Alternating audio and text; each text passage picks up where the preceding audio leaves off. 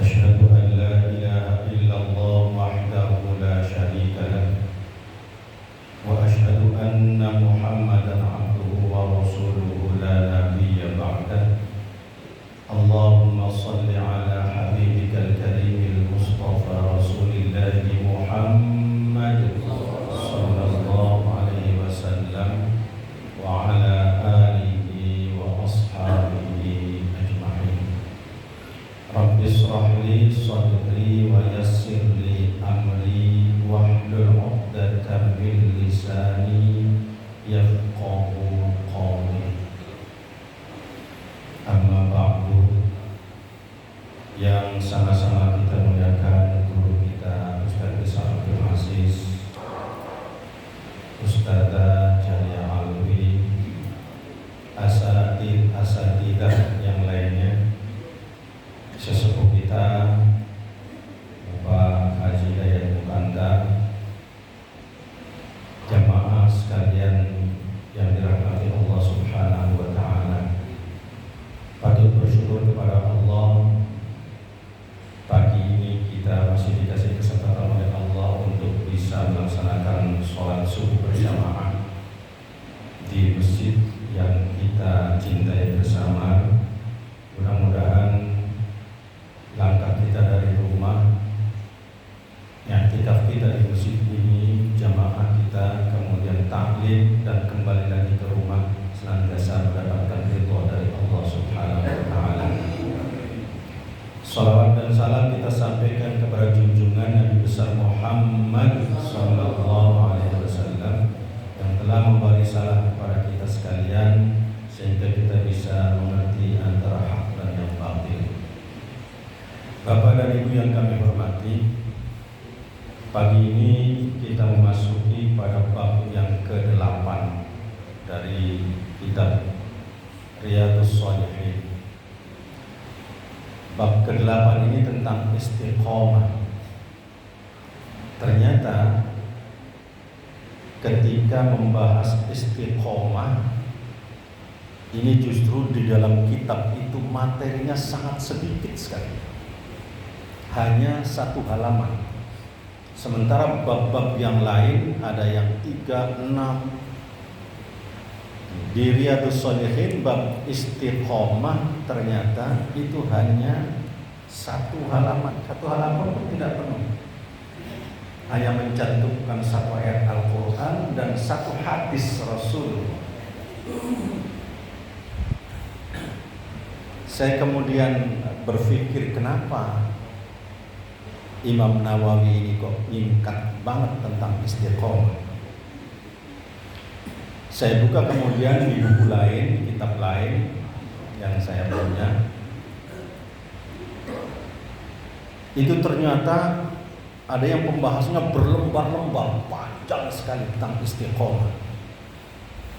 Panjang sekali dan memberikan makna yang sangat banyak, sangat beragam makna istiqomah itu. Karena yang saya baca di Nadratul Na'im itu tentang akhlak di situ. Dari berbagai pendapat ulama malah di situ dicantumkan, bahkan seluruh ayat Al-Quran di situ dicantumkan tentang istiqomah.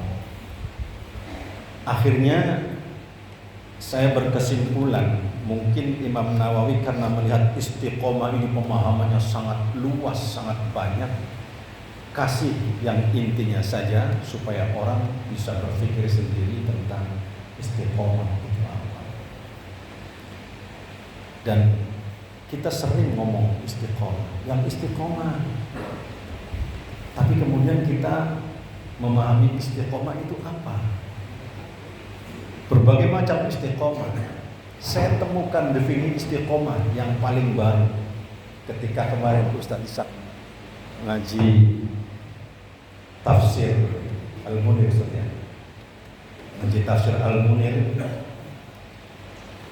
Kemudian ada kalimat istiqomah, dia sebut jangan plin-plan. Ternyata ada definisi baru lagi yang kemudian Ustaz Ishak. Istiqomah jangan plin-plan. Artinya Makna istiqomah ini sangat luas sekali, bisa dimaknakan sesuai dengan term, bisa dimaknakan sesuai dengan kondisinya, bisa dimaknakan dengan situasinya. Itu istiqomah. Karena ada pengertian istiqomah, bahkan saya baca itu hampir mirip sekali dengan takwa. Ada yang mirip dengan tawakal. Istiqomah dalam Al-Quran banyak menyebut istiqomah dalam Al-Quran. Maka kemudian dari beberapa pengertian istiqomah yang sangat banyak itu, saya mencoba untuk mengambil satu dan kemudian menyimpulkan. Ini dari Ibnu Rajab. Istiqomah itu berjalan di jalan yang lurus, yaitu agama yang lurus tanpa menyimpang ke kanan dan ke kiri, dan termasuk melaksanakan segala ketaatan. Ini kan melaksanakan segala ketaatan, takwa itu, baik yang nampak maupun yang tersembunyi, dan meninggalkan segala larangan, baik yang tampak maupun yang tersembunyi. Ini makna istiqomah. Setelah saya buka, saya juga terus terang baru merasa terbuka wawasan. Luas sekali makna istiqomah, sangat panjang, berbeda-beda, sangat beragam. Tapi kita sering menyebut istiqomah itu, hampir setiap saat kita bilang yang istiqomah. Apa istiqomah itu? Mentaati segala perintah dan menjauhi segala larangan yang meliputi amalan hati. Apa amalan hati? Zikir di dalam hati kita, amalan badan dari masing-masing iman, Islam dan ihsan. Sebab tidak akan terwujud istiqomah jika ada penyelewengan. Yang jelas istiqomah itu harus betul-betul terwujud dengan jujur, dengan bersih, melaksanakan segala ajaran Allah. Ini ayat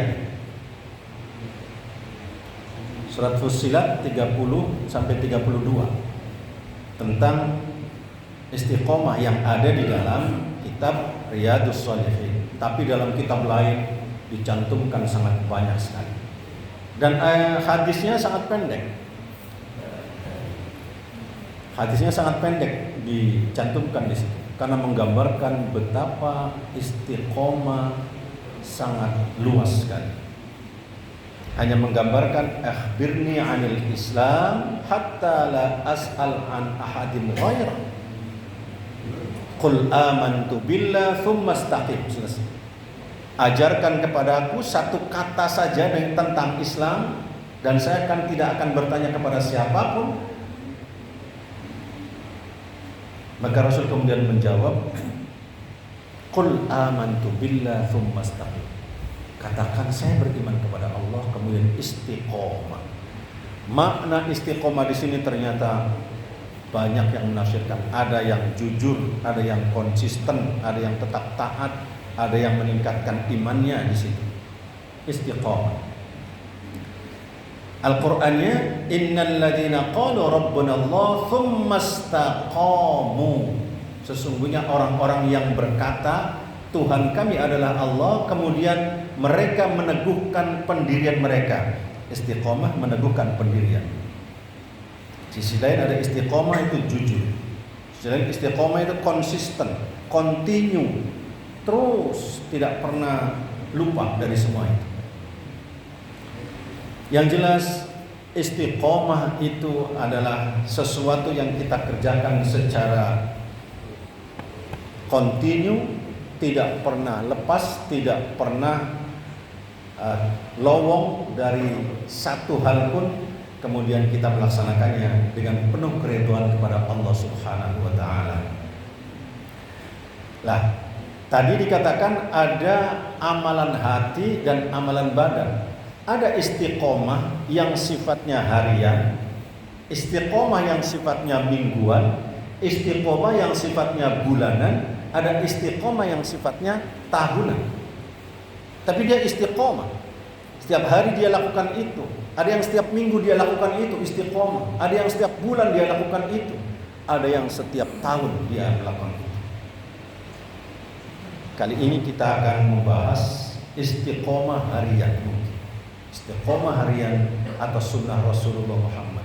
Ada istiqomah mingguan. Setiap minggu ada, setiap hari ini kan istiqomah harian. Ada yang sedekah setiap hari sedekahnya. Tiap hari dia sedekah. Milih waktu, waktunya subuh dia. Ada yang waktunya maghrib, ada yang waktunya asar, dia pilih waktu. Dan dia istiqomah hariannya. Ada yang istiqomah mingguannya.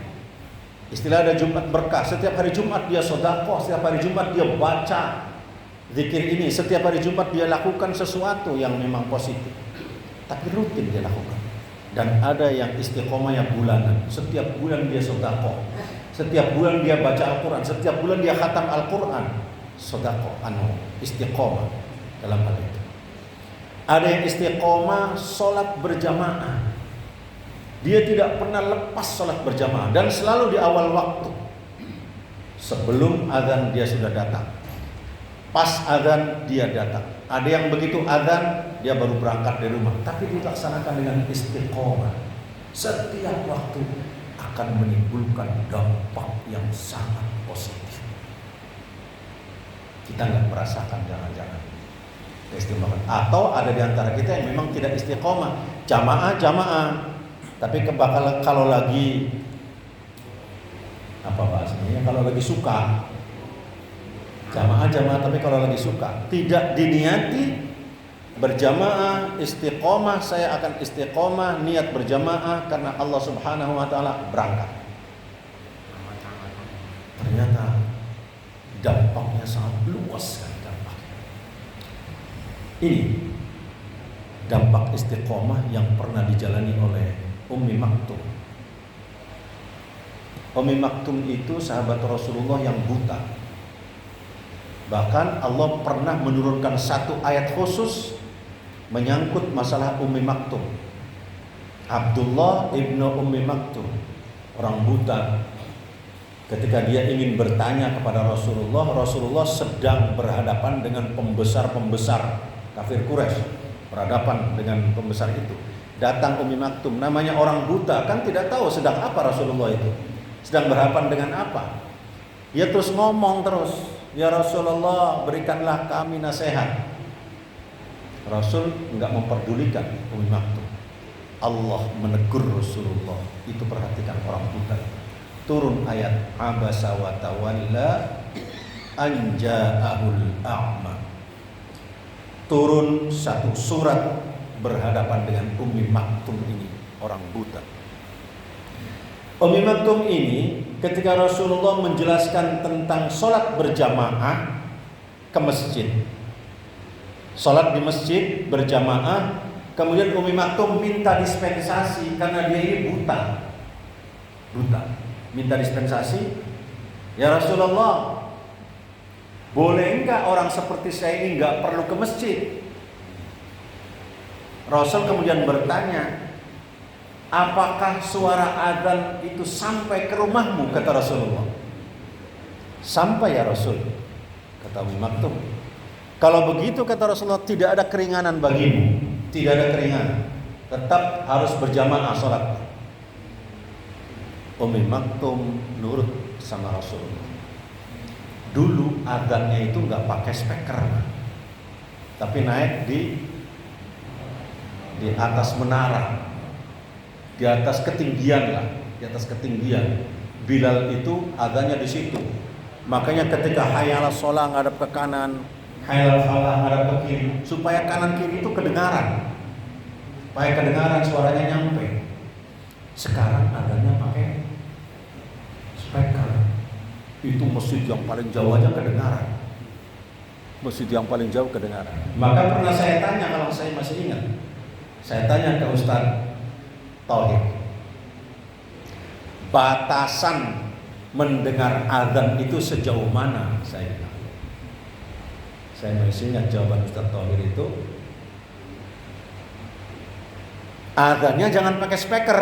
Sejauh mana batasannya itu? Kalau speaker nggak bisa diukur. Coba orang naik ke mimbar situ, Pak Slamet nih yang suaranya kan paling kencang selamat pada azan, naik di atas menara, Pak Slamet teriak Allahu Akbar, sampai di mana Pak Slamet nanti kedengarannya itu? Batas itulah orang yang terkena harus ke masjid sholatnya. Kira-kira ujung asrama sana kedengaran nggak kalau Pak Slamet naik ke atas? Ujung itu kalau ujung jalan ini Simpang 3 itu nyampe lah ya. Suara kenceng, Bilal itu kenceng sekali. Nah, Ummi Maktum ini akhirnya secara istiqomah dia berjamaah dengan Rasulullah, gerayang-gerayang jalan setiap waktu, bahkan waktu subuh dalam keadaan gelap dia berangkat ke masjid. Bertahun-tahun dia jalani. Satu ketika dia tergelincir di jalan itu dan kemudian kepalanya kena batu sampai dalam red berdarah kepalanya itu. Ummi Maktum mengelap darahnya, berangkat ke masjid, kemudian dia sholat berjamaah dengan Rasulullah. Setelah Ummi Maktum tergelincir, kemudian tetap berjamaah dengan Rasulullah, mulai hari itu Ummi Maktum ada yang menuntun sholat. Setelah sekian istiqomah dia terus berjamaah. Setiap ke masjid Ummi Maktum ada yang menuntun. Akhirnya Ummi Maktum bertanya kepada yang menuntun, Anda ini siapa? Kata yang nuntun, tidak perlu Anda tahu. Udah pokoknya saya tuntun ke masjid. Setiap hari Ummi Maktum bertanya, tidak pernah dijawab. Akhirnya Ummi Maktum kemudian memberontak. Sudah, gak usah kamu nuntun-nuntun. Kalau kamu tidak menunjukkan siapa identitas kamu. Ternyata yang nuntun tadi menjawab, saya ini syaitan yang telah mencelakakan kamu. Saat kamu mau berangkat ke masjid di subuh hari, maka saya pasang batu, kemudian kamu tersungkur dan kamu menjadi berdarah kepala. Loh, kata Ummi Maktum, setan kok menuntun saya ke masjid? Iya, kata setan. Karena ketika kamu tergelincir dan kepalamu berdarah, itu malaikat dengan terang mengatakan, wahai Ummi Maktum, dosamu telah diampuni oleh Allah separuh dari dosamu itu. Kata setan, saya tidak ingin dosamu dihapuskan semuanya ketika tergelincir kedua.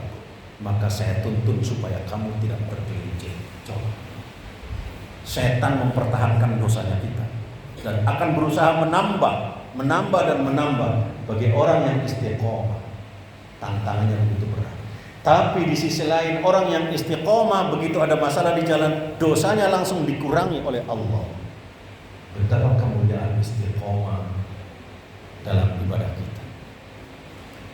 Karena itu bersyukurlah bagi kita yang sudah istiqomah datang ke masjid secara kontinu, tidak dokclong. Dokclong itu apa? Hari ini ke masjid, berikutnya enggak. Kapan subuh ke masjid, subuh lain enggak. Kan ada yang jamaah begitu. Atau bahkan yang datang ke masjidnya hari Sabtu terakhir saja, Sabtu akhir bulan ada pengajian, dan baru datang ke masjid. Selebihnya enggak pernah datang ke masjid. Ini namanya kurang istiqomah sungguh. Ummi Maktum mendapatkan fadilah istiqomah begitu besar, diampuni dosanya separuh oleh Allah Subhanahu wa ta'ala. Kemudian kisah yang kedua menyangkut masalah istiqomah, Abdul Jabbar. Abdul Jabbar ini supir angkot di Bandung. Supir angkot di Bandung. Setiap hari dia nyari uang dari supir angkot untuk menafkahi anaknya. Kejar-kejaran, kebut-kebutan, gak pernah ingat sholat, gak pernah ingat yang lain. Pokoknya ingatnya target untuk memenuhi setoran kemajikannya tiap hari. Suatu ketika majikannya itu, gimana ini suka mati-mati.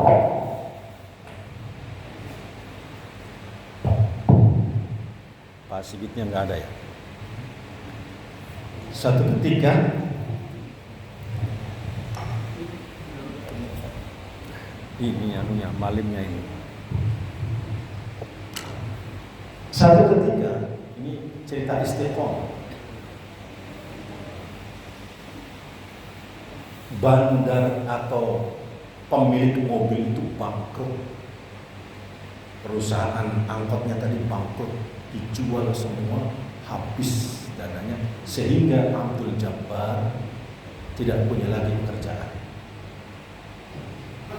Dia coba luntang-lantung, kemudian dia berpikir, daripada saya tidak mendapatkan rezeki untuk menafkahi anak, maka saya berusaha becak. Akhirnya dia narik becak. Dari uang yang dia miliki di istrinya, dibelikan becak. Ketika dia narik becak inilah dia sering parkir atau lewat. Ketika becak itu berjalan, jalannya beca bisa kita tebak, nggak ada yang secepat mobil angkot. Disitulah dia sering mendengar suara ceramah dari masjid-masjid tentang sholat berjamaah dan tentang istiqomah. Akhirnya dia kemudian berusaha becanya mangkal di masjid. Ketika mangkal di masjid, dia kemudian sering mendapatkan nasihat lewat speaker di masjid itu tentang manfaat sholat berjamaah secara istiqomah. Disitulah kemudian dia berubah.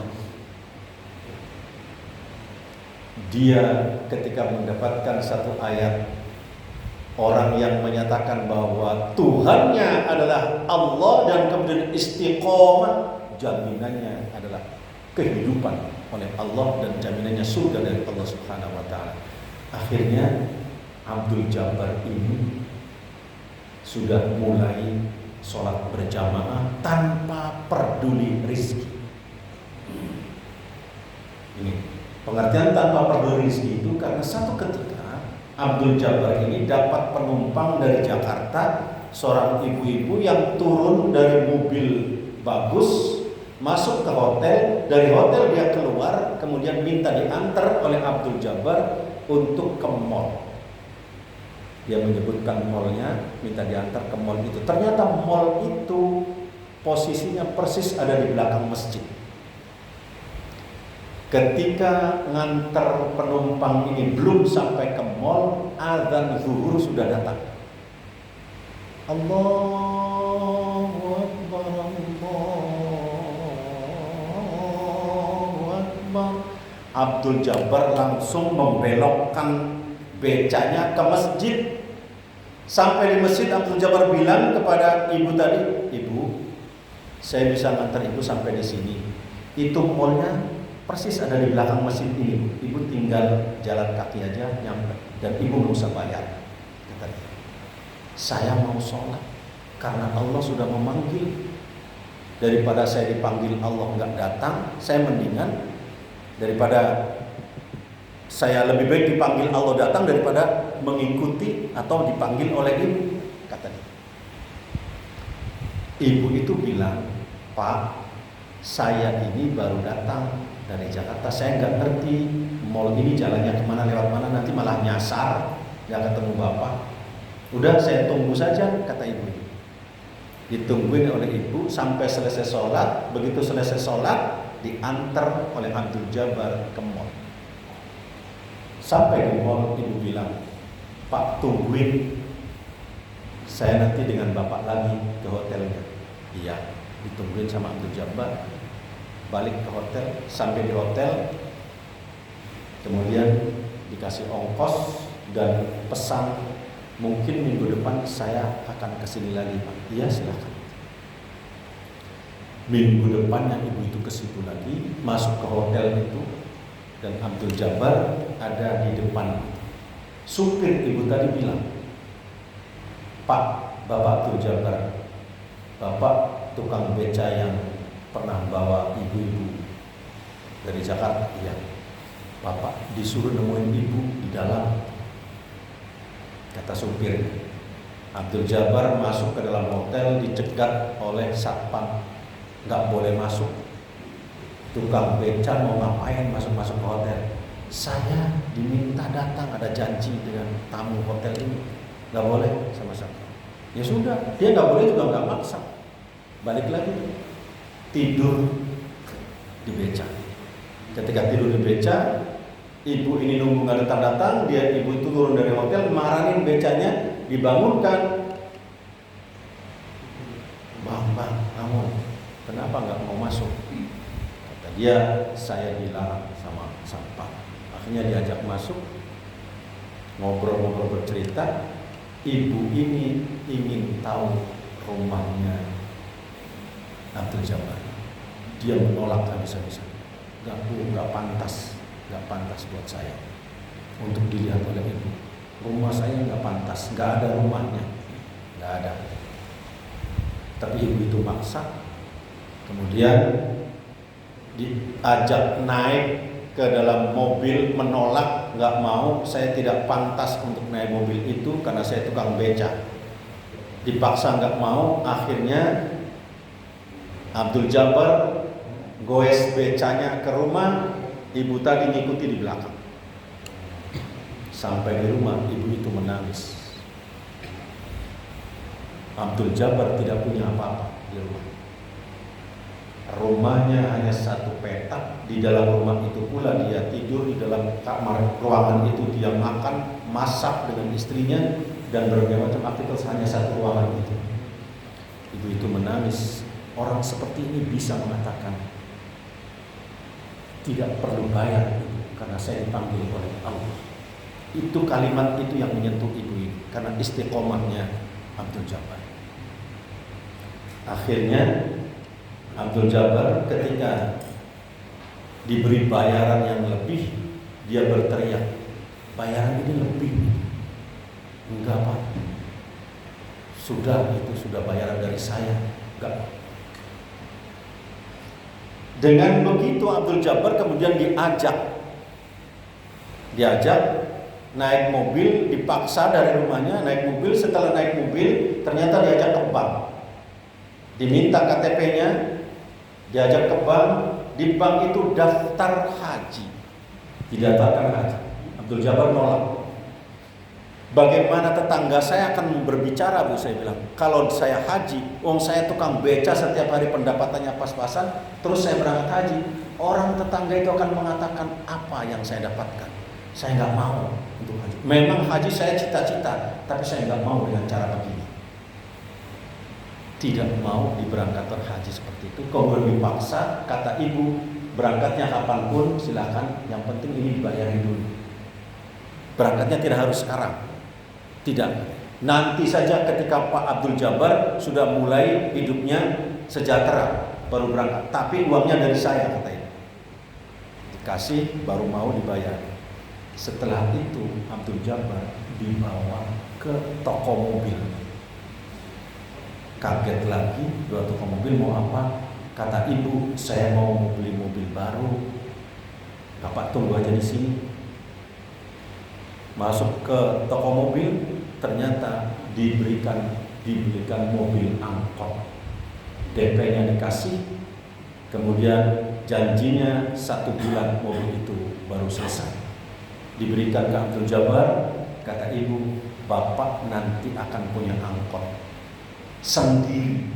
Ini DP-nya, dan nanti angkot kalau sudah jadi akan dilunasi dan Bapak akan membawa angkot sendiri. Abdul Jabbar berkat istiqomahnya tadi nggak peduli dengan kehidupan, dia lebih pada perhatian panggilan Allah, ternyata rizkinya kemudian melimpah dengan istiqomah. Punya mobil, cadangan biaya haji sudah siap, dengan mobil itu dia tidak perlu setor kepada yang lain, akhirnya punya rumah dan sekarang hidupnya menjadi sejahtera. Ini Abdul Jabbar orang Bandung. Ada di sini namanya Abdul Jabbar. Nggak ada yang orang Bandung. Istiqomah. Lah, sekarang apa yang harus kita istiqomahkan untuk mendapatkan kebaikan-kebaikan dari Allah Subhanahu wa taala yang rezekinya tidak diduga-duga? Akibat dari istiqomah itu atau dampak manfaat dari istiqomah itu. Kita mau istiqomah salah satu kehidupan, istiqomah dalam satu hal. Istiqomah, continue, terus. Ada di antara jemaah kita yang saya perhatikan istiqomah sedekah subuh. Tiap subuh dia sedekah. Tiap subuh. Berapa besarannya nggak ada yang tahu. Dia dengan Allah yang tahu. Tapi setiap subuh dia sedekah. Ada yang sedekahnya setiap Jumat. Setiap Jumat dia ngirim kue. Kuenya itu terus. Jumlahnya continue, jumlahnya terus. Itu ada setiap Jumat. Ada yang sedekah setiap bulan. Ini orang-orang ini perhatikan dia. Hidupnya akan sejahtera, hidupnya akan tenang dengan continue. Nah, kita kalau kesulitan untuk mencari istiqomah yang mana, kita mari lihat istiqomah saja dalam 7 sunnah Rasul. Ini yang harian, istiqomah harian. Upayakan untuk istiqomah secara kontinu setiap hari. Ini yang dilaksanakan oleh Rasulullah Muhammad SAW. Pertama, sholat tahajud. Jangan lupa sholat tahajud. Ini. Yang kedua, baca Al-Quran. Ketiga, memakmurkan masjid, terutama waktu subuh. 4, sholat duha. Kelima, bersedekah. Menjaga wudu, istighfar. Ini rutin dilaksanakan. Apa hikmahnya? Sholat tahajud. Orang yang rutin sholat tahajud akan diberikan 4 hal oleh Allah Subhanahu wa taala. Dalam surat Al-Isra ayat 79 sampai 80 jelas Allah memberikan jaminan kepada orang yang istiqomah rutin sholat tahajud. Kapan waktunya sholat tahajud itu? Malam. Nggak ada sholat tahajud siang hari. Malam waktu. Al-Quran jelas menegakkan di sini wa minal laili fatahajjad. Coba antara kalimat wa minal laili dengan fatahajjad itu tidak ada celah kata, tapi langsung menggunakan kalimatnya fa, jawaban daripada wa minal laili. Maka lakukanlah tahajud. Lakukanlah tahajud. Fatahajjud. Para ulama mengatakan tahajud itu sepertiga malam terakhir. Sepertiga malam terakhir itu tahajud. Sepertiga malam terakhir itu jam berapa? Ya, 2:30, antara jam 2, 2:30. Jam 2 sudah bangun, ke kamar mandi, wudu dan sebagainya, sholat tahajud. Pertama apa? Janji Allah. Asa ayyab'atsaka rabbuka maqaman mahmudan. Allah akan membimbing hidup kita, mengarahkan hidup kita, mengarahkan karir kita, jabatan kita, kedudukan kita, tempat yang mulia, jabatan yang tinggi. Yang masih aktif siapa ya? Masih aktif jadi polisi? Nggak ada ya? Masa pensiunan semua sih? Ini masih aktif ini. Masih aktif. Ini masih aktif ini, tentara masih aktif. Siapa lagi? Masih aktif. Saya full ini. Itu yang belakang tuh, Pak Wibnyo. Ini Allah yang ngomong. Allah yang. Bukan berarti juga yang masih aktif, yang pensiun pun terkena ayat ini. Kalau mau akan dibimbing oleh Allah, dia akan mendapatkan posisi yang terpuji. Akang masih aktif kan? Kata Allah, maqamam mahmud, akan saya bimbing untuk menempati posisi yang terpuji. Terpuji, dia akan mendapatkan jabatan yang tinggi, jabatan terpuji. Kalau sudah pensiun, ya akan menduduki sikap yang terpuji, posisi yang terpuji dimanapun itu terpuji. Ini salat tahajud. Yang kedua kata Allah, adkhilni mudkhala sidqin. Kalau dia bekerja, pekerjaannya akan dibimbing oleh Allah, dibimbing kerjanya. Tidak akan salah-salah, tidak akan seenaknya, tapi kerjanya betul-betul kerja produktif, positif. Dibimbing oleh Allah, tahajud. Yang ketiga, adkhilni mudkhala sidqin. Kalau kita mendapatkan kesulitan dalam bekerja, Allah akan membimbing untuk menemukan jalan keluar. Ini lewat tahajud. Lewat tahajud. Dan yang keempat, waj'alni min ladunka sultanan nasira. Kalau ada orang usil dalam hidup kita. Usil itu ya macam-macam namanya. Usil bisa dalam konteks yang sangat luas. Kalau ada usil, maka Allah langsung yang akan menolong kita. Jangan khawatir. Kuncinya tahajud. Berapa rakaat tahajud itu? Minimal 2 rakaat. Kan ringan. Kalau minimal 2 rakaat, aman lah. Ringan. Maksimalnya berapa rakaat? 12. Insyaallah. Ini kan hitungannya sudah tahu semua. Berarti saya yakin sudah orang-orang yang rajin tahajud. Ini ibu-ibu, Bu, yang suaminya itu senang tidur, bangunkan malam-malam itu. Bangunkan suaminya, colek-colek kakinya. Kalau dicolek-colek masih belum bangun, digoyang-goyang masih belum bangun, bisikkan di telinganya bapak-bapak itu. Pak, itu di depan rumah ada cewek cakep nungguin bapak itu. Bangun dia. Bisikan ke telinga bapak-bapak, Pak, ditunggu sama Allah. Cepat, sekarang tunggu sama Allah. Ini betapa Allah mengangkat derajat, membimbing kita, mencarikan jalan keluar, bahkan kemudian akan menolong saat kita bermasalah. Makanya orang-orang yang rajin tahajud itu kelihatan hidupnya tenang, hidupnya kayak nggak ada masalah, karena semua problem diselesaikan oleh Allah. Tenang. Tapi orang yang setiap hari gelasa gerusu kayaknya setiap hari rungsing terus, itu susah terus. Yang bangun malam aja nggak pernah, terus nanti dia bisanya ngeluh ke orang. Susah, saya di PHK, ini, cerita ngeluh terus, tapi nggak pernah mengadu kepada Allah. Mengadunya kepada manusia. Ini yang salah. Tahajud tempat pengaduan kita kepada Allah Subhanahu wa taala di malam hari. Ini. Lakukan tahajud itu. Lakukan siapapun kita, meskipun walau rakaatain, meskipun hanya 2 rakaat, lakukan. Kalau misalnya 2 rakaat, udah 2 rakaat. Ini yang dilakukan oleh Rasulullah Muhammad SAW. Salat tahajud, istiqomahlah. Saya yakin semuanya sudah istiqomah ya. Lihat wajah-wajahnya wajah-wajah ahli tahajud semua.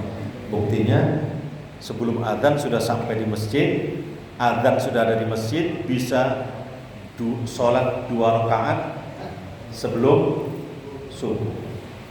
2 rakaat sebelum subuh itu apa anunya? Dunia dan isinya coba. Tapi ternyata masih banyak orang yang diam-diam aja akan diberikan dunia dan isinya itu oleh Allah Subhanahu wa taala.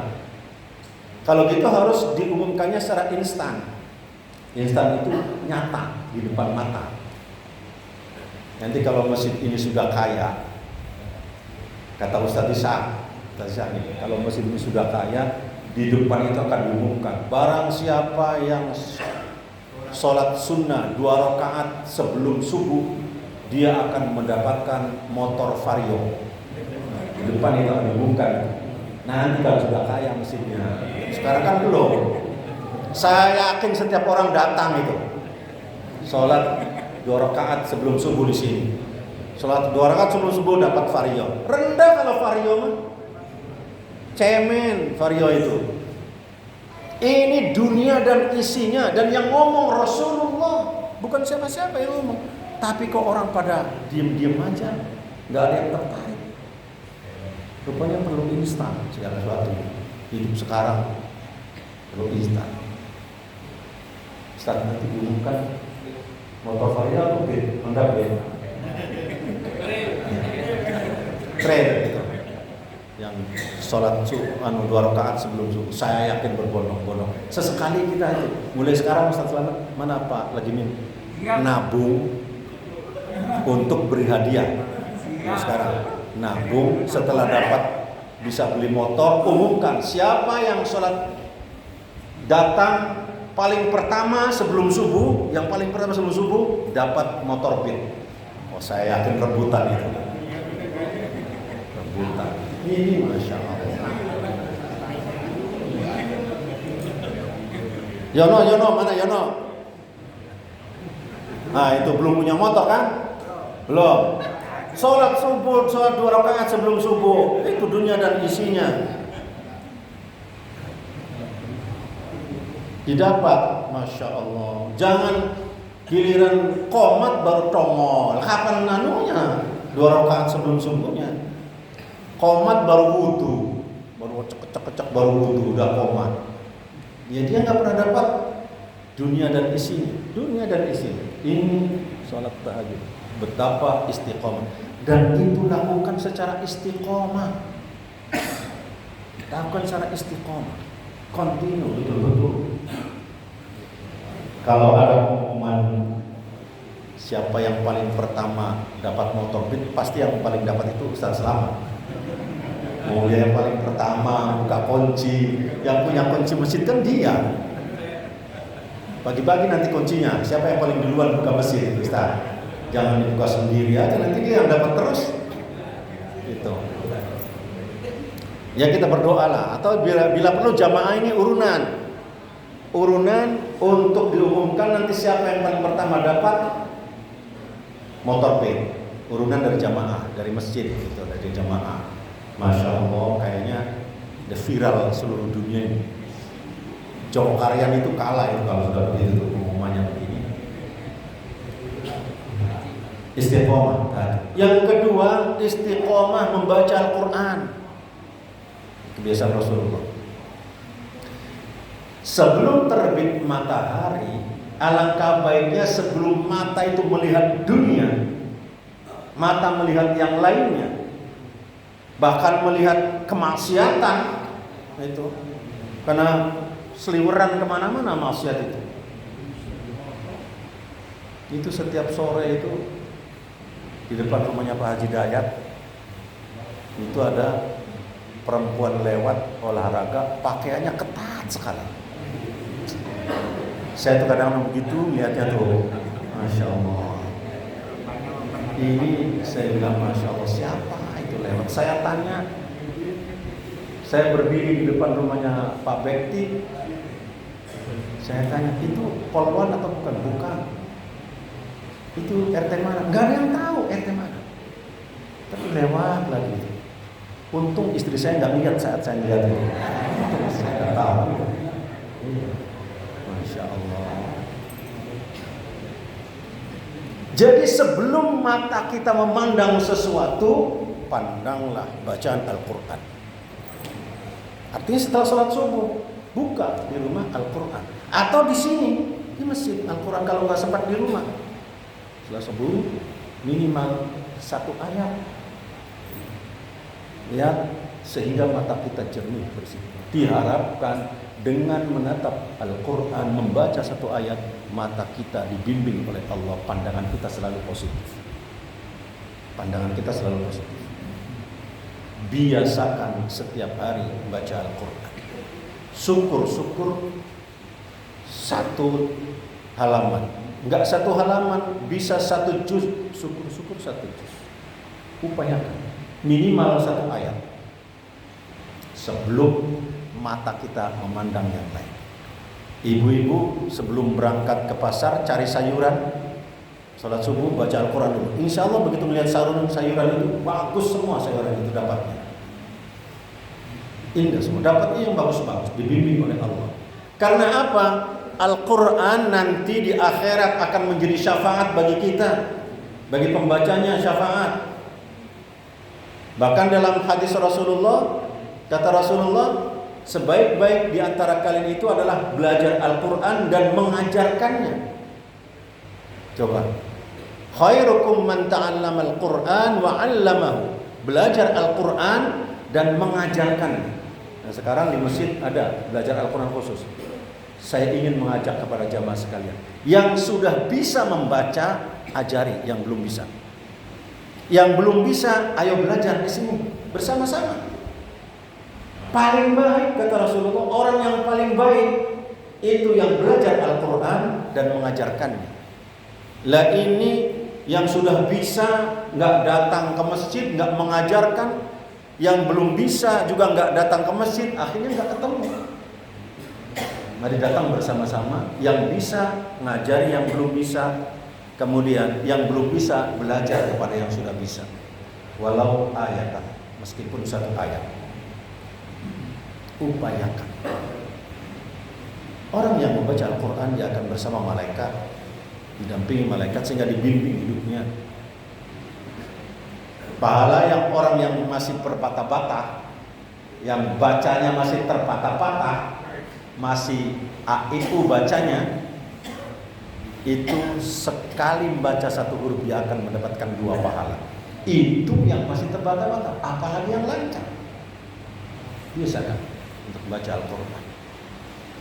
Menaikkan derajat, karena Al-Quran kita paling mulia, diturunkan oleh kepada Rasul yang mulia, dibawa oleh malaikat yang paling mulia, diturunkan pada bulan yang mulia, malam yang mulia, semuanya mulia. Baca Al-Quran pasti mulia, pasti.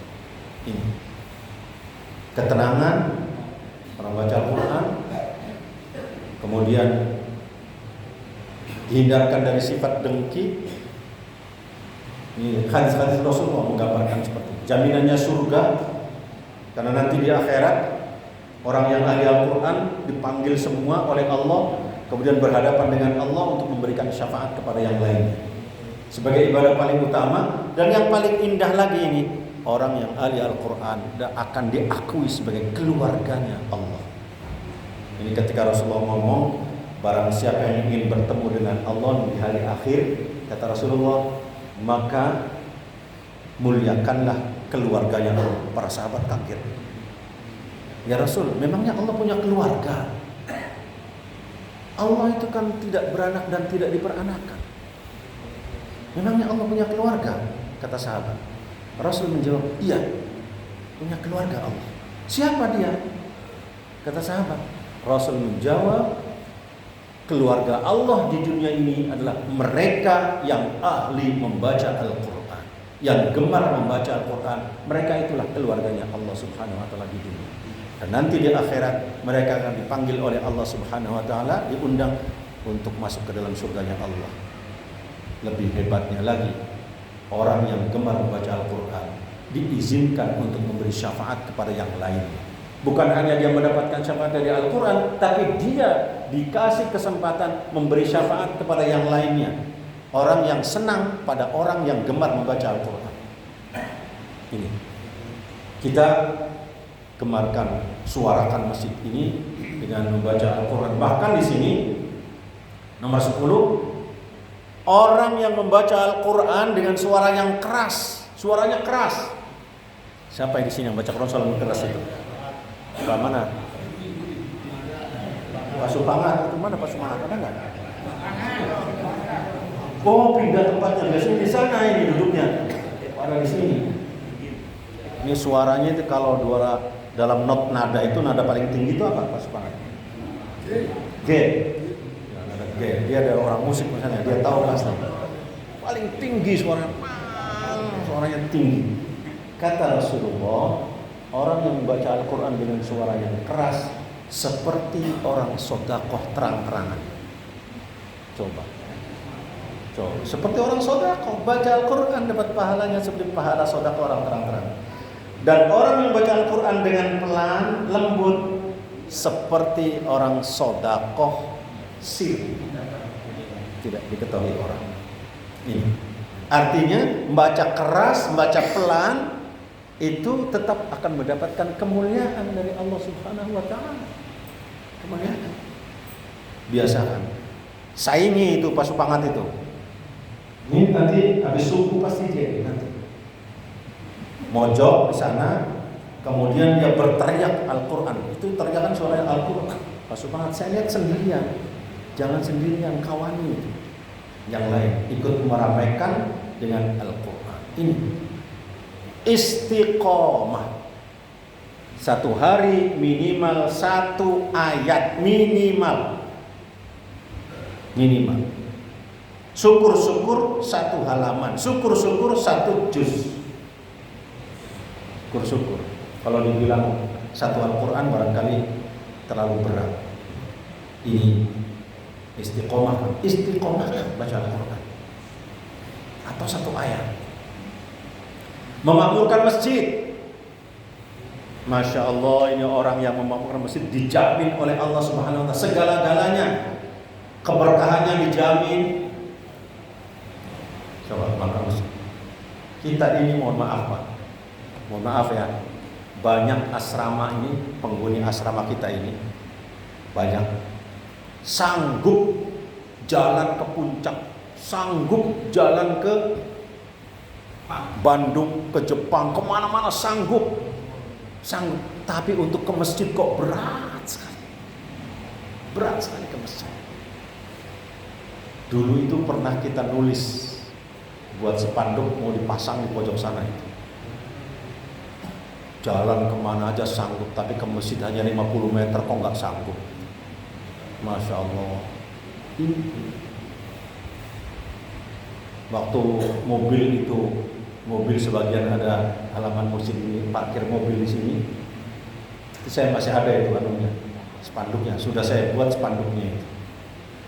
Mobil Anda sudah baris di depan masjid. Kenapa Anda tidak ikut baris di barisan sholat? Mau dipasang, ragu. Akhirnya Pak Laryanto mutusin, bubarin aja itu katanya, parkir di halaman masjid. Ya sudah, akhirnya nggak jadi dipasang anunya, spanduknya. Sekarang mestinya spanduk di sana dipasang juga itu. Kemana-mana sanggup berjalan sampai jarak jauh, tapi ke masjid hanya 50 meter. Masa nggak sanggup? Tugasnya ini, Pak siapa? Nur Wahid. Pak Wanto.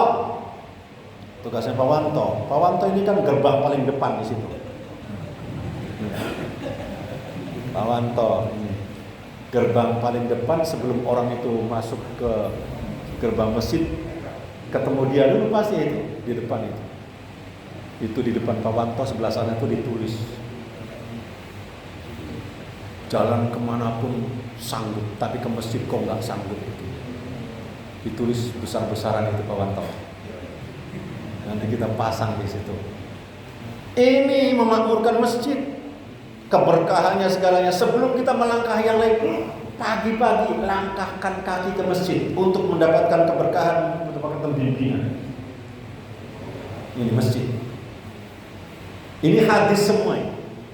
Mendapatkan berkah, terbuka pintu rizkinya, mendapatkan cahaya yang sempurna pada hari kiamat, mendapatkan ganjaran sholat sepanjang malam.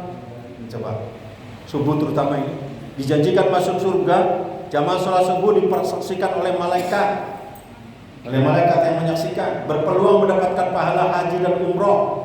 Coba, bagi mereka nih, orang yang habis sholat subuh kemudian zikir sampai terbit matahari, disambung dengan sholat duha, maka dia mendapatkan pahala seperti pahala haji dan umroh. Gitu. Loh, bagaimana Pak? Kita ini kan setelah selesai pikir-pikir kemudian balik. Ya, dapat pahalanya pahala sholat subuh itu. Loh, bagaimana orang yang habis Assalamualaikum langsung jalan? Ya, nggak dapat nilai-nilai yang lain. Panjangkan dulu zikir bersama dan kemudian untuk mendapatkan kebahagiaan. Sholat duha berikutnya nih. Ini singkat-singkat aja ya, waktunya sudah mendesak sekali. Satu-satunya istilah tentang kunci rezeki. Dicukupi kebutuhan hidupnya, diampuni dosanya. Ini kata Allah, sholat duha ini. Allah ngomong, wahai Bani Adam, kata Allah, lakukanlah sholat 2 rakaat di awal hari.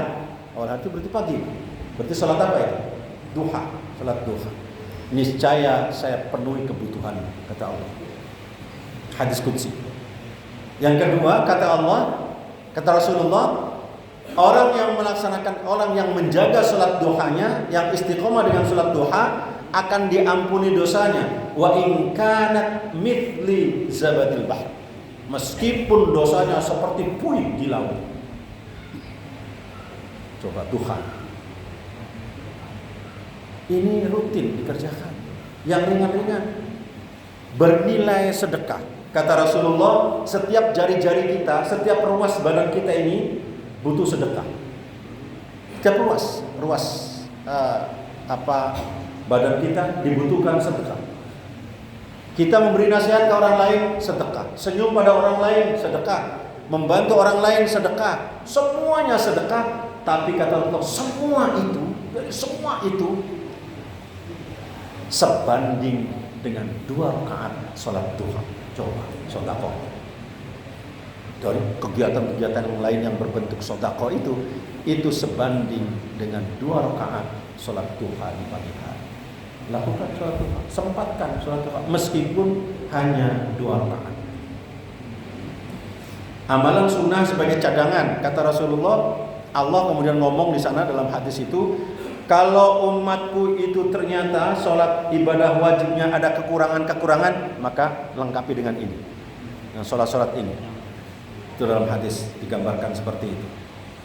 Bahkan dibangunkan istana. Yang dibangunkan istana ini sholat duhanya dalam hadis Rasulullah 12 rakaat. Siapa yang rutin istiqomah melaksanakan sholat sunnah duha 12 rakaat akan dibangunkan istana dalam surganya Allah Subhanahu wa taala. Nah, yang kemudian bersedekah, kita udah tahu semua ini sedekah sejarahnya banyak, kisahnya banyak, dari mulai kisah Sya'ban, kisah umat Nabi Musa. Karena sedekah semakin bertambah hidupnya. Umat Nabi Musa itu miskin, gak punya apa-apa. Ketika mau tidur, istrinya ngomong, Mas, kita ini miskin terus.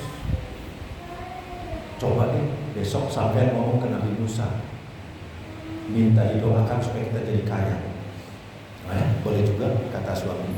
Paginya suaminya datang menemui Nabi Musa, minta didoakan. Nabi Musa kemudian berdoa, dijanjikan oleh Allah, saya kasih Musa atas permintaanmu, tapi nggak lama.